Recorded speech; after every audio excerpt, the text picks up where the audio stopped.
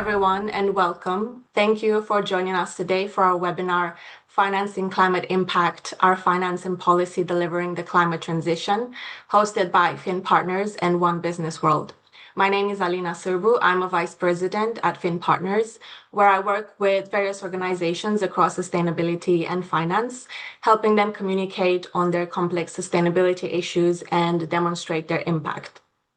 We've just come out of what was both a busy and very hot London Climate Action Week, where thousands of policymakers, businesses, investors, NGOs came together to discuss the challenges and also the opportunities of delivering climate action.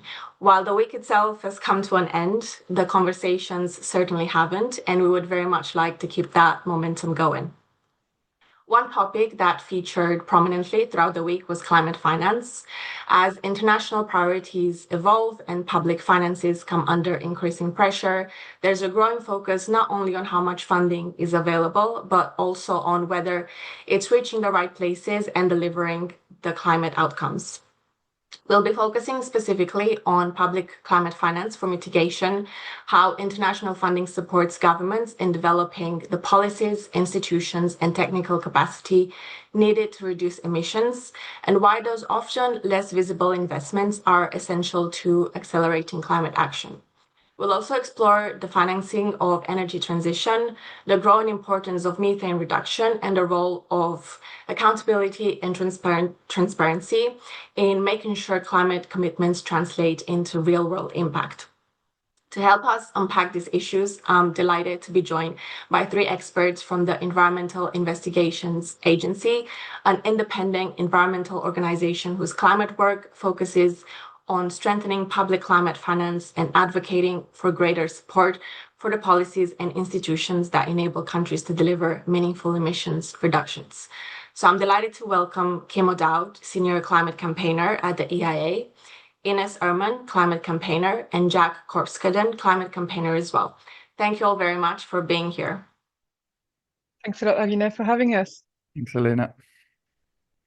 So, Kim, I'd like to start with you perhaps by setting the broader context of our conversation. So, over the past decade, we've seen international climate finance commitments grow significantly, but at the same time, we're now seeing some donor countries reducing overseas climate finance commitments as their attention shifts towards security and defense spending. So, in this context, what does the current climate finance landscape look, and what challenges does this create for countries working to deliver climate action? Yeah, I think to answer this question, I think we need to take a step back slightly and understand why climate finance is so important and why it's part of so many conversations in the climate space.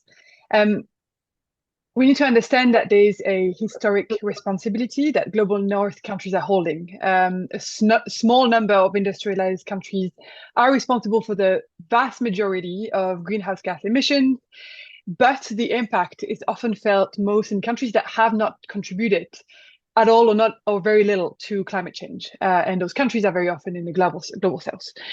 So that's one reason why there is a responsibility from global North countries to support global South countries. Second one is that in global South countries, many global South countries, there's a very high cost of capital, limited fiscal space, and debt issues that are limiting the capacity of those countries to address climate change in terms of mitigation, but also loss and damage and adaptation. On the contrary, global North countries, more developed nations have the fiscal space, the financial systems to provide support to global South countries. And there's actually also a legal basis for that obligation under the UNFCCC, which is called the CBDRC. It's a very long acronym, but it means common but differentiated responsibility and respective capabilities. And it is all about this kind of need for global North countries to support global South countries. And finally, the last point is that climate change doesn't have any borders. Global North countries benefit from action in global South countries. It's a global externality, and we need to put all our resources together to address the issue. Now, to come back to your question about changes in the past few years. Well, the OECD found that in 2024, official development assistance decreased by 23.1%. And Germany, the United States, Japan, and France are holding 95.7% of that decrease. And we are anticipating a further drop in 2026, which is probably going to be even more important with the recent war in Iran. So there's many impacts for Global South countries. The first one is that given that grant finance, or countries giving money towards Global South countries via grants, are decreasing, we're seeing an increase of loans, blended finance, which are just going to increase the debt burden of Global South countries, or also more emphasis in false solutions such as carbon credits or methane credits. The other issue is that developing countries, Global South countries, are facing more competition in where to address issues. They have to address issues such as health, general development, education, and climate. And if you don't earmark specific money towards climate, there's a chance that Global South countries are going to focus on more immediate action, more urgent action that population is going to receive the impact from more quickly. So that is an issue when you don't earmark the money, is that there's just less prioritization of climate action in those countries. So we need to first continue increasing climate finance money, but also we need to ensure that it delivers the right way. And I think that's the conversation we're going to have today a lot, is it's not just a question of more money, but also ensuring that it's spent the right way. To your final point there, so if I may ask, from the EIA's perspective, what do you think are some of the biggest challenges preventing public climate finance from delivering the outcomes that we need? Yeah, so action on climate it's a process. It needs to be organized. You can't just throw money at an issue without really being thinking of how it's going to impact. There's a sequence that is needed for countries to address different issues. First, it has to have the in-house capacity. So that means teams within governments that are going to be in charge of the specific issue of the climate change that we're talking about. And it can't be just climate change. It needs to be a bit more siloed. It needs to be energy transition or super pollutants or agriculture. So that needs to be secured in the government. So you have to have teams specifically on those issues who are going to be in charge of coordinating the different ministries and drafting plans, regulation, building inventories about this specific issue.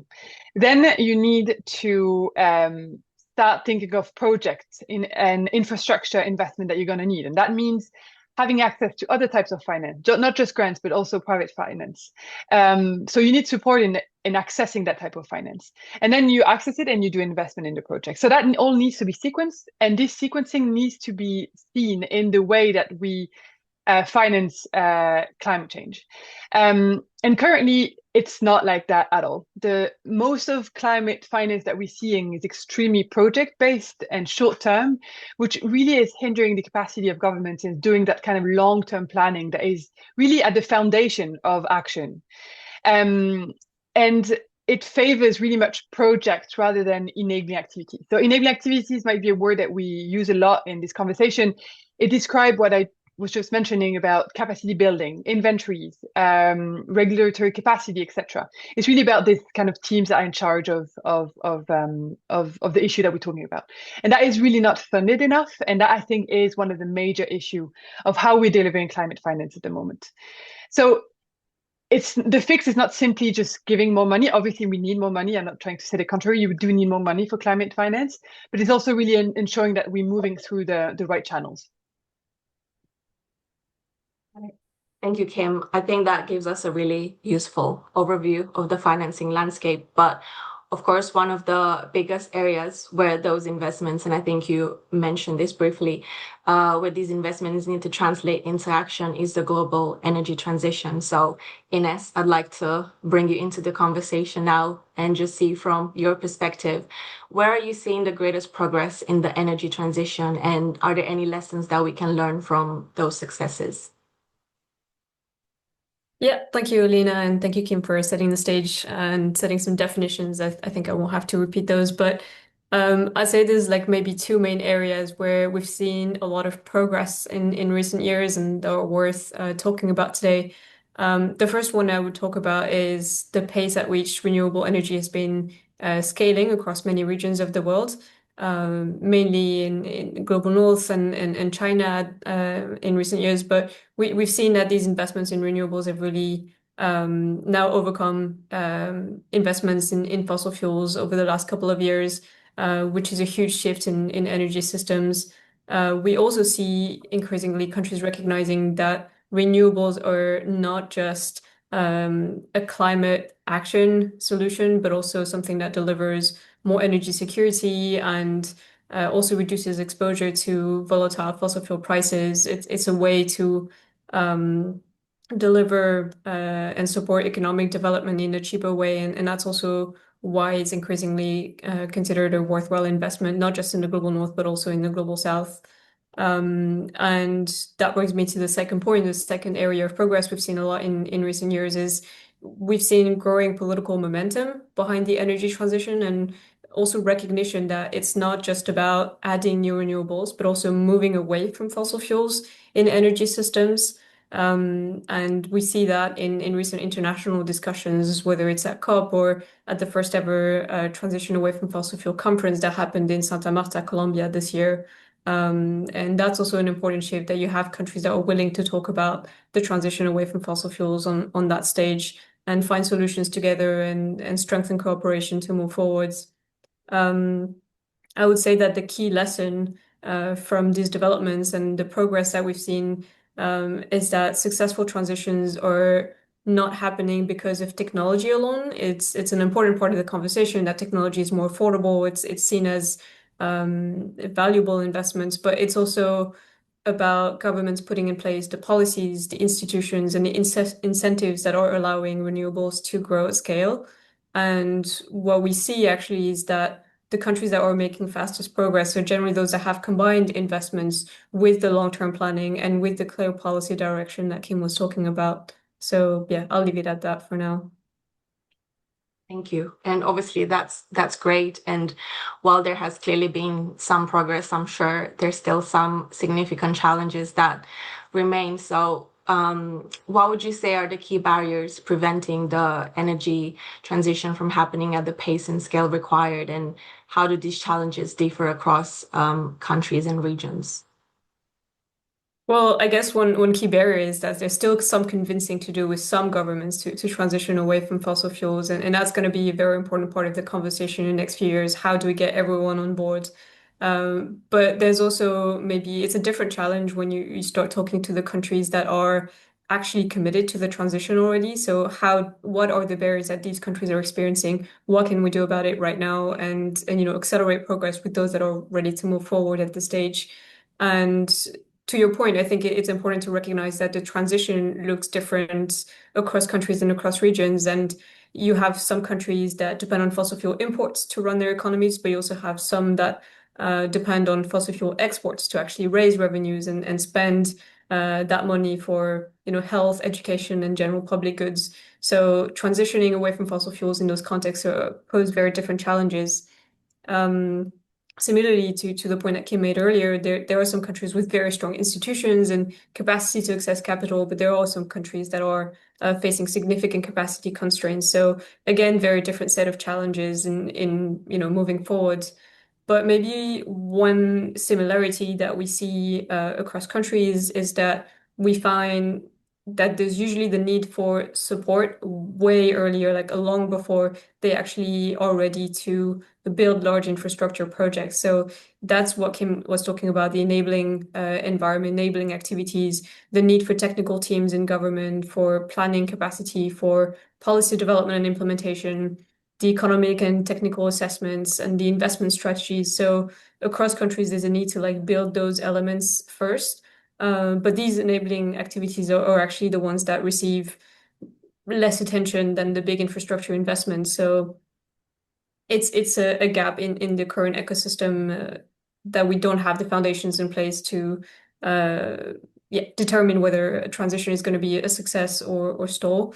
So yeah, that's why we advocate for greater public finance to support those governments in building that foundation. Right. Then looking at putting the spotlight on a specific area, I think one area that's received much greater attention over the past few years is obviously methane. And it's increasingly recognized as one of the fastest opportunities to slow global warming. Yet historically, it hasn't received the same attention as carbon dioxide, for instance. So, Jack, could you explain why methane reduction has become such an important part of the climate conversation? Yeah, sure. Thanks, Alina. So methane is a short-lived climate pollutant. That means that it's a very powerful climate forcer with a relatively short atmospheric lifetime. For context, methane exists in our atmosphere for approximately 12 years, but CO2 can live for hundreds of thousands of years. For this reason, addressing methane emissions can avoid significant amount of warming in the short term. It's often referred to as pulling the emergency brake on climate. And this is quite an appealing message for policymakers. If we address emissions of super pollutants now, that will give us significant time to decarbonize our economy and address those kind of more hard to abate sectors as we move beyond 2030 and towards 2050.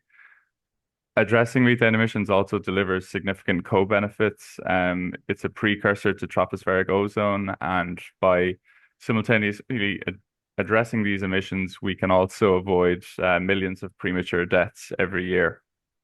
So I think for these reasons, methane has really captured the political attention in recent years. The Global Methane Pledge was created in 2021 at COP26 in Glasgow. So the pledge sets out a collective goal of reducing methane emissions by 30% in 2030, which isn't too far away now, but we've seen huge support for this initiative. So the pledge now has 159 country participants. So there's a real kind of community of practice working to deliver on this commitment. However, implementation has been lacking. 70% of the country participants are ODA recipients, and these countries, the majority of which are in the global south, have not received the technical and financial support for them to honor on their commitment. So that's kind of just where we're at. There's a lot of momentum, but the implementation is somewhat lacking. Okay, so obviously once this opportunity gets more and more recognized, implementation then becomes critical. So what would you say are some of the most effective methane reduction measures available today, and how well are they currently being supported through finance and policy? So if we look at country level, as Kim and Ines highlighted, there is a need for this kind of long-term approach to develop country programs and build up capacity with dedicated methane teams within governments. So that is a crucial first step. But the measures available really depend on which sector we're talking about. So methane is emitted from three sectors predominantly. It's the energy sector, the agriculture sector, and the waste sectors. And yeah, the solutions look very different depending on which sector we're talking about. The energy sector offers the most readily available reductions. The majority of mitigation measures are technically feasible, and they're also cost effective. And crucially, the responsibility for addressing these emissions falls on fossil fuel companies. These companies have huge revenues at their disposal, and at the end of the day, this is an efficiency measure because all of the fugitive emissions that are captured, this is a resource and can then be sold into existing markets without the need for further exploration. The actual mitigation measures we know, so these are bans to routine venting and flaring, the rollout of leak detection and repair programs, and the adoption of technology standards in normal operations. But despite the kind of high return on investment, we're just not seeing companies adopt these measures. So we need regulations here. Countries like Norway, Canada, and Mexico have adopted national regulations, and we've seen a move in the EU as the first jurisdiction to attempt to address the emissions linked to fossil fuel imports with its EU methane regulation. So that's kind of the policy landscape and the measures available. But in terms of the financing, less than 1% of tracked methane climate finance goes to fossil fuels. When we look at the agriculture sector, another major source of methane emissions, this is quite a politically sensitive sector to act on, but we have seen moves in countries like Denmark who have adopted a greenhouse gas tax on agricultural emissions. In terms of the measures available here, they're dietary shift to more plant-based diets, and then there's technical feed additives that can be added to the feed of cattle. But more broadly, I think we need food system reform here. The agriculture sector attracts 55% of methane climate finance, but the majority of this is targeted toward biogas investment from manure feedstock. And then finally, if we look at the waste sector, it's quite a straightforward kind of solution theoretically. So by respecting the waste hierarchy, we can address these emissions. So it's all about diverting organic waste from landfill, which is standard best practice for waste management. If we look further downstream, we can also capture methane gas from landfills. And on the financing side, so 45% of methane finance is directed towards the waste sector. And this is mainly wastewater treatment facilities and investment in waste to energy, so incineration. Thank you, Jack. That was very comprehensive. I'd like to turn now from what's happening today within this landscape to what will happen next. So, Kim, if I can come back to you, if we're thinking about improving the effectiveness of climate finance over the coming years, what changes would you most like to see from governments and international donors? I think the first change I'd like to see is a recognition that climate change is one of the biggest threats that is facing humanity, and that the governments have to stop seeing climate finance as just a pot that they can just tap in whenever they need more budget for something else. So that obviously, if I can be ambitious, the biggest change I'd like to see in the coming years. If that doesn't happen, or if in parallel, if it happens, there needs to be change in the way that countries are approaching climate finance, in the sense that currently it's extremely uncoordinated and siloed. I've already talked about we do need some silos, in the sense that we can't treat just climate change as one big issue and just throw money at it. We need to silo it in the sense of setting up architecture for different issues. But within those issues, it is widely undercoordinated. If you're a country that wants to receive money to mitigate your methane emission, then you have so many different options. You can either do bilateral agreements, go to an MDB or regional multilateral development bank, or regional bank, or you can go to the Climate and Clean Air Coalition. It increases significantly the burden on countries and the time that it takes for them to access the money. So one first big move, I think, is better coordination between the countries and the financial institutions, and they need to agree on a theory of change and terms of references and priorities in funding those different issues. So that's, I think, one big issue, and we are actually seeing movements towards this in methane, for example, with recently the Climate and Clean Air Coalition launched what's called a Super Pollutant Country Action Accelerator. It's a rather long name, so I'll use accelerator next. And that is about supporting countries for 3 years for the enabling activity. So what we were describing earlier, really ensuring that countries have access to that kind of long-term support. So that's one effort that we need to see replicated for other issues. We need to see it for the energy transition. We need to see better country platform, etc.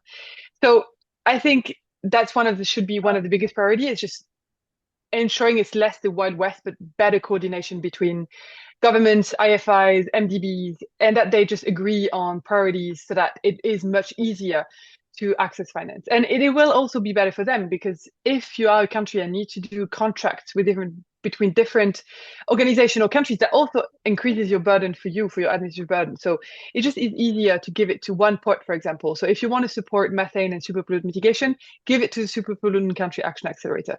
If you want to focus on the energy transition, then give to the Green Climate Fund to support country platforms on the energy transition. That way, it just streamlines the process and makes the money much more efficient.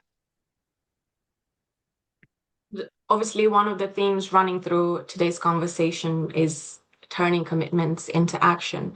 So I was wondering, how can countries be better supported to deliver on commitments made through things like nationally determined contributions or initiatives such as the Global Methane Pledge? Mm-hmm. Well, I think we're going back to this kind of conversation of ensuring that we focus on specific issues. I think we have a tendency of kind of hoping that like the Paris Agreement is going to solve everything. But the Paris Agreement was just meant to have a way of reporting, so have a way for countries to develop. First it set a target of staying within 1.5. It also gave an obligation for countries to develop nationally determined contribution to explain how they're going to contribute to that wider goal. And it has obligation on the global stock take to kind of take stock of progress under the Paris Agreement, alongside obligation on finance, adaptation, and loss and damage. But we need to create better spaces for those countries to access support for the various issues that they need to focus on. It can't just be the Paris Agreement. We need specific places where countries can coordinate and receive support for methane. And that is the Global Methane Pledge. So we need to have a dedicated financial mechanism to support countries for methane, similar for the energy transition.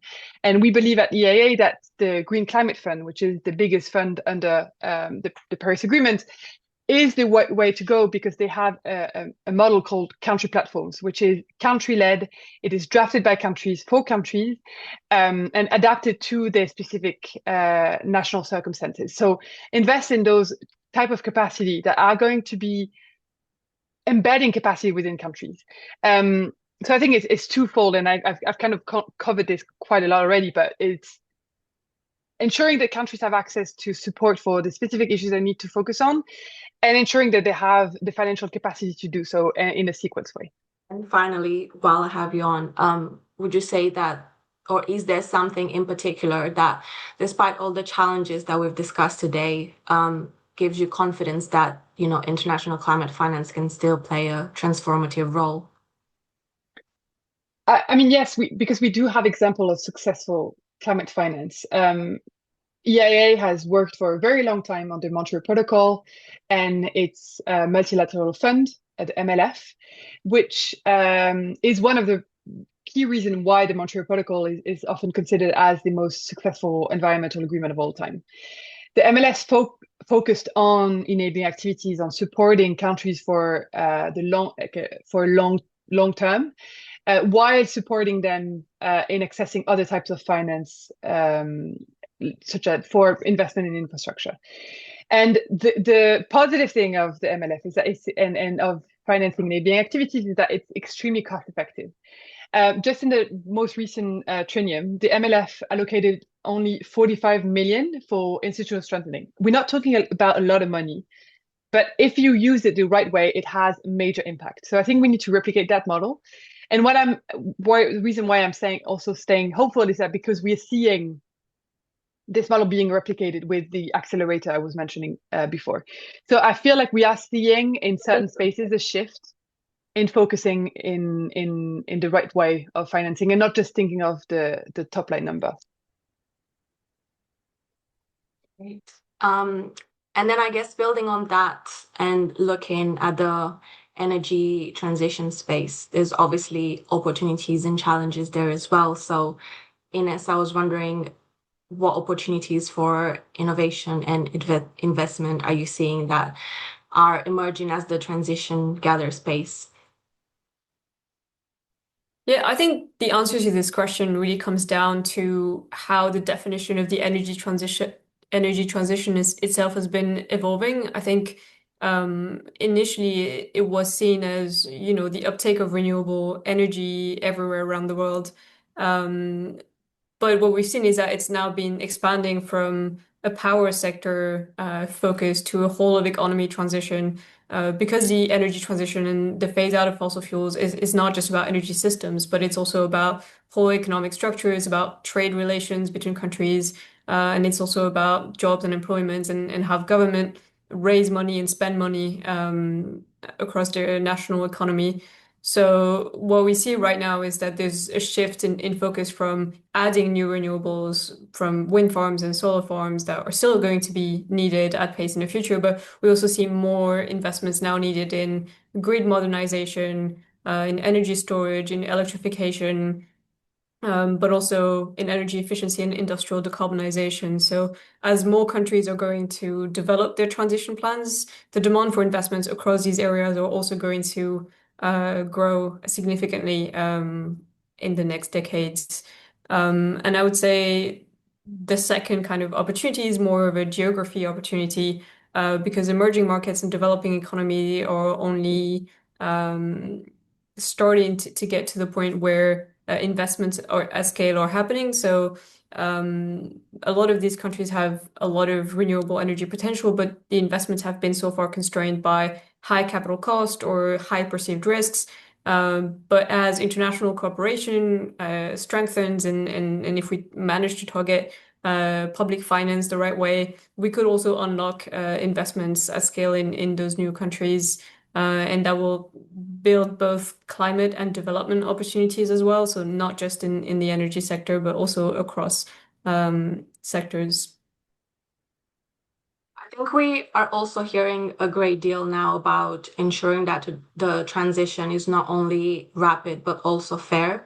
So I was wondering, what are your thoughts on, how can policymakers, donors, investors work together to ensure the transition is managed in a way that is rapid, just, and also equitable? Yeah, I think it's a very fair question. And the issue here is that, we need this to happen in Paris-aligned timelines, but we also need to ensure that that pace of change does not cause trade-offs that leave vulnerable people and people who have virtually no responsibility on causing climate change behind. So it's about managing those trade-offs and planning ahead, planning in the long term, and making sure that we're not throwing money in without regarding the consequences and the impact that it has on communities. But the starting point here is understanding that each of these actors, the governments, the funders, and the investors, they all have very different roles to play, but they have to work together in order to make this happen. So the first building block here is that government should be taking the lead because of democratic mandates on setting the clear long-term objectives and developing the plans and the strategies to transition away from fossil fuels in ways that democratically are considered fair and equitable, but also are practical and aligned with national objectives. So that's the role of government in setting that foundation and setting that consensus. The role of donors and public finance institutions in particular should be to provide technical and financial support to make those plans happen. So that's also the grant funding and the concessional finance, particularly during those early stage of planning and implementation, to ensure the plans are actually actionable and can be implemented and delivered.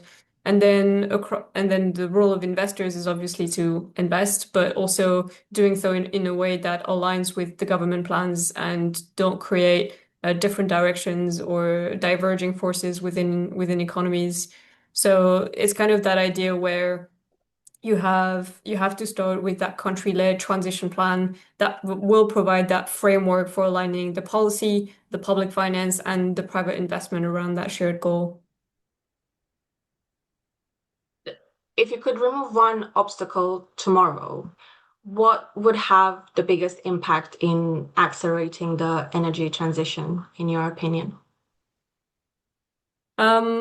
I think I would focus on access. I think that's something that Kim has touched on a little bit.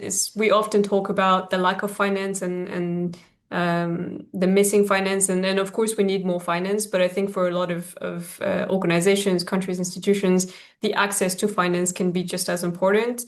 And what we've seen is that there's a lot of governments, implementing agencies, and private sector institutions as well that struggle to navigate those complex funding processes, particularly at the early stage, enabling activities funding that are essential for building the project pipelines and the transition plan. So if countries could access specifically the technical assistance and the grant funding at that early stage in a predictable manner, I think they would be in a much better place to then attract larger volumes of public and private investments later on. So in many cases, I think the challenge is not lack of ambition for these countries, but it's a lack of access to the right support to turn that ambition into implementation. So I think it's the access issue is a very broad issue because access can be inability to borrow on international capital market, but it can also be struggling with lengthy and complex funding applications with climate funds. So the range of issues is very broad. So when I'm saying access, it's a lot of different issues. But if we manage to solve access for all the range of entities and all the range of issues that they're facing, I think we'll be able to move more quickly. Thank you. Jack, if I can come back to you quickly and continue our discussion on methane, perhaps by looking at the international picture. There's certainly been much greater political attention over recent years. Has that translated into greater mobilization of climate finance, and what progress are you seeing internationally? Yeah, I just want to correct myself. Earlier, I mentioned incineration as a solution for the waste sector. I meant to say anaerobic digestion. We need less incineration, in fact. But to answer your question, no. Current finance levels for methane abatement are more than 3 times below the global needs and what we're going to need by 2030 to deliver on the goals of the global methane pledge. Breaking down that financing, so 70% of the financing for methane abatement comes from private actors, and just 2% is grant-based financing. So that really shows there is huge potential to scale up the impact of climate finance in the methane sector. We did see a huge mobilization in 2023 with the methane finance sprint. This raised $1 billion, which was, of course, a major milestone. But since then, it's very unclear exactly if and how that money has been dispersed. So basically, we need to take steps to address this finance gap. And there are initiatives that are in place to do so. So we mentioned the super pollutant accelerator earlier on. So this offers really a new model to support global South countries with delivering on their commitments. They currently have 7 countries that are receiving funding with plans to scale this up to 30 countries by 2030. And there's also a role for public finance to kind of crowd in more private financing. Public finance can be used to de-risk investment, making these projects more attractive for private actors. And it's important that private investment is directed towards infrastructure, technology, and implementation projects. So, despite the clear benefits here of methane mitigation, are there any other particular reasons why we're still not seeing sufficient investment and support for methane action?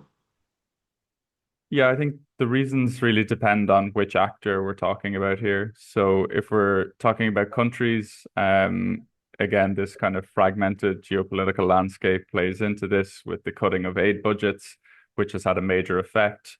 Global South countries may not have the capital resources to make these investments themselves. And even it can be quite a complex picture when we look at the EU countries. If we're talking about energy methane, there can be state aid rules can complicate investments in fossil fuel infrastructure. So that's the companies. The second actor is private investors. So investors may not have any methane abatement criteria involved in their investment and lending decisions. They may be unaware of potential mitigation projects, and there can also be a reluctance to invest in large infrastructure projects with high upfront costs. So there's a lot of work to be done there. And then the final, we'll say, actor when we're looking at the barriers is the companies, the operators themselves. They can often underestimate the scale of the problem when it comes to methane emissions. When we look at global South countries, often national oil companies will lack the liquidity or the capital resources to address the emissions linked to their operations. And sometimes there may just not be a business case for the gas that they can capture. So it's quite a diverse landscape in terms of the barriers we face. But one solution to that is we can kind of carry out, we'll say, matchmaking between financial institutions and fossil fuel companies to bring that money to where it's needed most. And actors like the World Bank are actively pursuing this. I think that leads nicely into my final question for you, which is where do you see the biggest opportunities over the next few years to deliver rapid climate impact through methane action? Yeah, so at a high level country country perspective, I think the accelerator lays the foundations for deep reductions across all sectors. But maybe looking more to the near term, the energy sector offers the most readily available reductions. So on the importer side, we need countries to adopt national regulations. We need them to extend mitigation measures to the full supply chain. When we look at exporters, these countries need support in addressing their upstream emissions, both technical and financial. And again, we do see initiatives that are working to address this. So at COP30 last year, the UK led a statement on fossil fuel methane supported by various countries and institutions. And this involves setting up what's called a near zero methane intensity marketplace. So a differentiated oil and gas market that values low methane intensity alongside price when people are making these investment decisions. And by centralizing kind of support within this mechanism, it'll provide a place for exporters to access technical assistance, and it'll allow importers to take a share of the responsibility for their upstream emissions. So all this together sends a very strong market signal that there is a demand for low methane fossil fuels. Well, we've definitely covered a huge amount today, from the changing landscape of public climate finance to the energy transition, methane mitigation, and importance of, ensuring commitments lead to action. So I'd like to finish with one question for you all, which is if you could prioritize one action over the next 5 years to accelerate global climate progress, what would it be? I can go first. It's a rather difficult question for me because I work both on our methane and our energy transition campaign, so I feel like I need to choose between the two. Well, I'll say, it's not a competing agenda, and I think that's a message that we try to hammer a lot, is that methane mitigation needs to happen at the same time as the energy transition. It's not because we reduce methane on the fossil fuel supply chain that suddenly fossil fuel becomes clean and we can continue using them. It's just a measure that needs to happen while we transition. But for the sake of this conversation, I will kind of try to maybe talk about the one that gets a little bit less attention, I think, which is like action on super pollutants. I think it's starting to become like more understood by governments and people in the community, but it's a very big win-win, like action on super pollutants, because it's first they're all like they most of them are short-lived. So acting on them has a massive impact on short term, and it's kind of our only chance to say within 1.5 is acting on methane, on HFCs, on black carbon. But it also, as Jack explained earlier, a massive impact on air quality. And I think I find it very interesting this week. I've seen more conversation about kind of this week, at London Climate Week, bringing together the kind of health, development, and climate issues as one, and not it's not competing agenda. It's actually very much one agenda, and acting on super pollutant is on this agenda, on helping communities thrive and improving the health of people, and while also addressing climate. So I would prioritize acting on methane, on nitrous oxide, on HFCs in the next 5 years. Ines, would you like to go next? Yeah, I guess I can complement Kim's response and talk more about the energy transition and what I hope to see happen more in the next few years. I think right now what's very interesting is the conversation going on around what we call TAF roadmaps, which are the transition away from fossil fuel roadmaps. And that's a term that we hear both in the COP system because it was negotiated last year by the Brazilian presidency, did not land as a negotiated outcome, but was taken as a document to be developed by the Brazilian presidency of the COP to talk about more implementation and delivery of transition away from fossil fuels. But it's also a term that's part of a side conversation in the Transitioning Away from Fossil Fuel Conference that has been co-organized by Colombia and the Netherlands and is continuing in the next few years. So these should not be yet another document that a country is going to develop. Each country is going to have a TAP roadmap. Okay, it should not be yet another document, but it should be an actionable mechanism that is going to help accelerate implementation and delivery. And I think this only makes sense if this is supported by a financial architecture that can deliver on the funding aspect of it. So for me, that's shifting that financial architecture towards something that's not fragmented, project-based, and focusing on renewables build-up, but something that's focusing on the whole of economy transition that is planned in TAP roadmaps. And yeah, I think the main way that we can do this at this stage is by building on something that already exists. And as Kim mentioned earlier, the Green Climate Fund is well positioned to do that because of its mandate and the operating modalities that are already within its ability to mobilize. So the readiness support, the project preparation, and the private sector mobilization alongside public investment. So I think, yeah, we need more country platforms to help support this movement and these new trends that we're seeing. And I hope that we see that in the next 5 years. And I can go next. I'll keep it short and sweet. I would like to see the establishment of a dedicated fund for methane to pool diverse sources of funding, to scale up grant-based financing, and to support multi-year country programming.